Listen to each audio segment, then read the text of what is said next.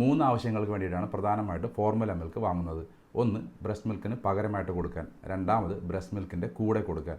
മൂന്നാമത്, എപ്പോഴെങ്കിലും ആവശ്യം വന്നാലോ എന്ന് കരുതിയിട്ട്. ഫോർമുല മിൽക്ക് ബ്രസ്റ്റ് മിൽക്കിന് ഈക്വലൻ്റ് ആവില്ലെങ്കിലും ചില സാഹചര്യങ്ങളിൽ നമുക്കത് കൊടുക്കേണ്ടി വരാറുണ്ട്. പലതരത്തിലുള്ള ഫോർമുല മിൽക്ക് മാർക്കറ്റിൽ അവൈലബിൾ ആണ്.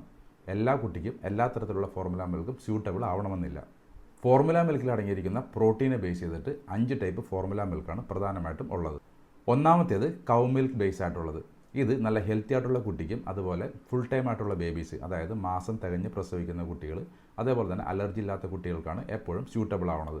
രണ്ടാമത്തേത് സോയ് മിൽക്ക് ബേസ്ഡ്. ഇത് അലർജി ഉള്ള കുട്ടികൾക്ക് അതേപോലെ ലാക്ടോസ് ഇൻടോളറൻസ് ഉള്ള കുട്ടികൾക്കൊക്കെ കൊടുക്കാവുന്നതാണ്. മൂന്നാമത്തേത് ഹൈഡ്രോലൈസ്ഡ്, അതായത് അതിലടങ്ങിയിരിക്കുന്ന പ്രോട്ടീനെ ചെറിയ ചെറിയ പാർട്ടിക്കിൾസ് ആയിട്ട് ബ്രേക്ക് ഡൗൺ ചെയ്തിട്ടുണ്ടാകും. ഇത് കുട്ടികളുടെ ഡൈജഷൻ എളുപ്പമാകും. ചെറിയ രീതിയിൽ അലർജി ഉള്ള കുട്ടികൾക്കൊക്കെ ഇത് കൊടുക്കാവുന്നതാണ്.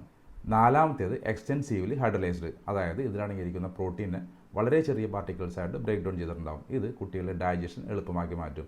അതുകൊണ്ട് തന്നെ അലർജി ഉള്ള കേസുകളിലൊക്കെ ഇത് കൊടുക്കാവുന്നതാണ്. അഞ്ചാമത്തേത് ഗോട്ട് മിൽക്ക് ബേസ്ഡ്, അതായത് പശുവും പാലിന് പകരം ആട്ടിൻ പാലാണ് ഇതിനകത്ത് ഉപയോഗിക്കുന്നത്. ഇതിൻ്റെ ഒരു ഗുണം എന്താണെന്ന് വെച്ച് കഴിഞ്ഞാൽ ഇതിലെ ഫാറ്റ് മോളിക്യൂൾസ് ഒക്കെ വളരെ സ്മോളാണ്.